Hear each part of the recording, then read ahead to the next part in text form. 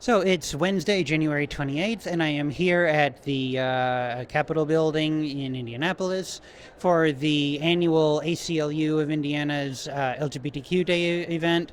And I'm going to listen to the speakers and chat some people up, and gonna get some thoughts from people on the event once it's all wrapped up.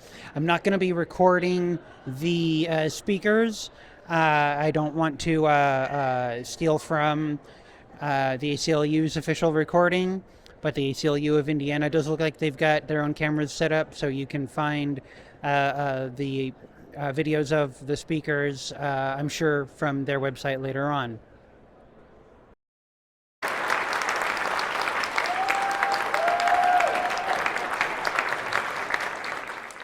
Right, so I'm here with Mixel, and Mixel, how you feeling coming off of the event? Empowered, angry too, but it's to be expected with all the bills that are coming our way. It's a tough time. If you want to talk about angry, you should see me in some of these legislative hearings. I've been actually yelling at these senators lately. Yeah. Is there anything in particular that's making you angry or empowered? Any one particular thing that you want to hone in on? Good question. The attacks on our youth, because without them, they're just kids. As an adult, I can take the blows, I can take the hits. The kids, they can't. And it just pisses me off. That they just keep going after the kids and keep wanting them to not be themselves. Because I grew up in the '80s and it was bad. I avoided the restrooms because I was queer. I didn't realize I was trans at the time, but people, would assault me and stuff. It just wasn't a safe space. And to take that away from kids now that they've had it for a long time, and there's so much stuff they're taking away that they've had, and for no reason whatsoever except to, who knows, hate or whatever. They want them dead. It's what it seems like. They just want to kill us off. And it might sound like a radical thing to say that, but there are days when I'm right there with you, and that's the only conclusion I can come to. Yep. Yeah. No, but I think I would agree with you. Protecting our youth of our community is probably the most important thing we have to focus on right now. Yeah. More than anything. Do you have any messages you'd like to leave with our allies out there? Trans rights are human rights. Protect our trans youth. I mean, it's the same old thing. It seems to be every year or so. Until our kids are safe, no one's safe. So I'm right there with you, sister. Well, thank you so much, honey.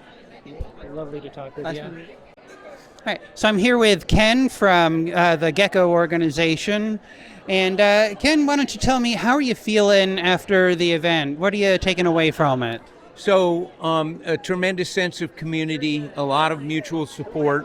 While we are oppressed in so many ways, that oppression actually brings us together and strengthens us as a group and gives us the confidence that we know going forward we are strong as a community and that we won't go away. We're going to persist, and we're going to make sure we have a place for us in Indiana. So you're coming at this from a slightly different perspective that somebody like me might. You're technically not in the community, but your kid is. So from your perspective as a parent, how are you looking at all of this right now? So I'm going to say we are part of the community, and everyone should be part of this community, because this community is one that lets people be their authentic selves. And it's important to me. I want to be my authentic self. And as I've told my son many times, he empowers me by having the courage to be who he is and to take the risks he does being who he is. It reminds me of the importance and the power of being authentic to myself too. And so when people like this get together and I see this broad array of different authentic people and recognize that diversity and how wonderful, just like there's biological diversity of species, there's biological diversity within the species. And so for me, this is very affirming and very worthwhile to come out on a frigid day to share with other people. You know what? I actually do really like that perspective, and I want to thank you for correcting me there. I like the idea that we are all in this community together. It is just one community, and this is what other people try and do. They try and other us, and they may other us because our political views differ, or we live together before we get married, or whatever. And the key with events like this is it brings us together. It reminds us we're all humans. We're all part of that human race, and that by being authentically who we are, that's how we contribute to our species and to good things in life. That's a wonderful and beautiful outlook that you have there. Is there any one message that you would like to leave the community and our allies with after today? We are strong. We will be heard. We will persist. And no matter how dark it may seem, remember, it's lighter now than it was 50 years ago. And it will be lighter still 50 years from now. And we have our part to do, the here and the now. And by carrying forth with the power that we have, no matter how disempowered we feel at times, it's not true. That's a lie. And we can't succumb to that lie. We have to fight for our community, fight for ourselves, fight for what's best. And that's what we're doing. Wonderful. Ken, thank you so much. I appreciate it. Thank you. All right, so I'm here with Christina from the Gecko organization. And Christina, how are you feeling about everything today coming off of the LGBTQ Day event? Thank you. Yes, I'm actually much encouraged. I was very sad yesterday hearing the Senate passed this stupid bill, and so that was very discouraging and sad. But today I am energized and so pleased to hear so many people from different areas of life who come together on this frigid day just to offer support and encouragement and strength of community. It just makes me very excited. I am kind of a buzz. I'm a buzz. So you're a parent of a trans kid, and that has informed a lot of what you do with all of this. What's your parental perspective on all of this? The shenanigans at the Statehouse are just making life more challenging for families who are already challenged. When you have a kid with a certain thing that needs extra care, whether it's an illness or a condition or some kind of school difficulty or anything, or navigating being trans, all those things take extra parental energy and consideration, and the legislators here just have done a job of cutting us off at our knees, removing parental choice in healthcare. It's just making everybody's lives much, much harder, and so I am sad and mad at them. Is there any one kind of closing message that you wish our community or our allies can take away from all of this today? Never give up. You are not alone. This is proof that there is a great community of support. There's a web of community support. You're not alone. Reach out to one of these wonderful organizations. Reach out to an individual you know. And if we can't help you, we know someone who can. So please never give up. It will be a long haul. It's not going to be solved in the short term. I am so sorry for the pain and hardship, but we're building for the future. Christina, thank you so much. I appreciate your time. You're welcome. Thank you. All right, so I'm here with Teddy. And Teddy, why don't you tell me, how are you feeling coming off from the event? What are you taking away from it? Well, what I'm taking away from the event is essentially, while there is a lot of a lot of stuff to overcome in this state and this community. There are plenty of people who are here who are willing to put up that fight, no matter how long and arduous it may be. So there is a sense of hope as well.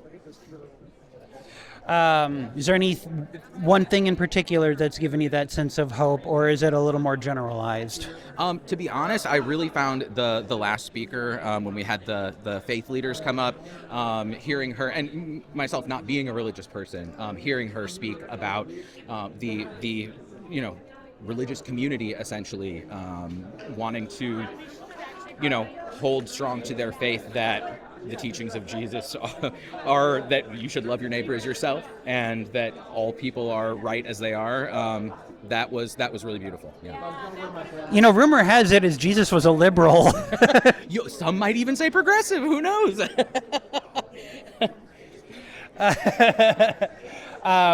So is there any one message that you think you would like to leave with our community and our allies coming away from the event today?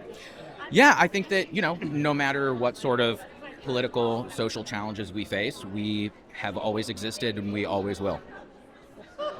Absolutely. Wonderful. Well, Teddy, thank you so much. I appreciate your time. Very well. So the event is over and wrapped up for the most part. Most of the people have left already. We still have some stragglers congregating and networking. And I'll say overall it was a good event. There were some wonderful speakers. I did not record any of the speakers. It looks like the ACLU of Indiana already had cameras set up to film, so I didn't want to steal from them. If you want to look up the amazing speakers that were at the LGBTQ Day event, I believe you'll be able to find that on the ACLU of Indiana's website later. I've gotten some takeaways from people here, and my takeaway from all this is there's still a lot of hope, and there's still a lot of resilience in our community and among our allies. And, we have a long fight ahead. The Republican assault on gay and trans and intersex and all queer rights is seemingly never ending. Year after year, decade after decade, they've always got to find somebody to bully and bulldoze over. But, despite their best efforts, we are still here. We are still standing strong, no matter what they have tried to take from us. And coming away from all of this reaffirms my commitment to, once I'm elected, fight for all Hoosiers and all of their equality and autonomy rights, but also specifically with my gay and my intersex and my trans brothers, sisters, and cousins.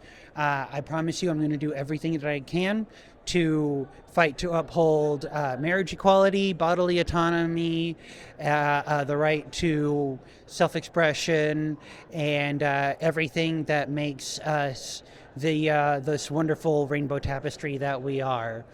So no matter how hard things might get at the hands of these Republican ghouls, don't ever give up. And I'm going to be here soon enough to fight back for all of you.